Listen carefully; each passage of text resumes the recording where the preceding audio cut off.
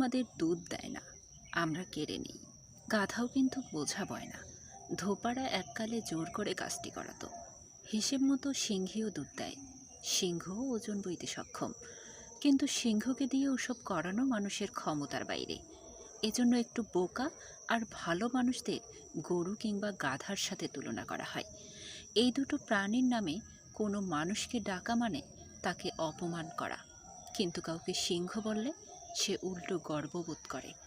সেই সিংহ যে আজ অবধি মানুষের উপকার করল না, যার সামনে মানুষ গেলে মুহূর্তের মধ্যে পরপারে চলে যাবে, সেই সিংহ হচ্ছে মানুষের চোখে রাজা। উপকারী গাধা হচ্ছে হাসির বস্তু। অতিরিক্ত ভালো হওয়ার সমস্যা এটাই, অতিরিক্ত ভালো মানুষেরা কারো কাছে গুরুত্ব পায় না।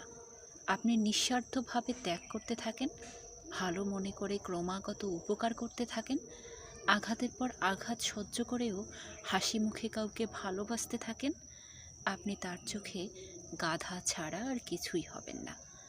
যদি মনে করেন সে একদিন এগুলোর মূল্য বুঝবে, তাহলে আপনি সত্যিই গাধা।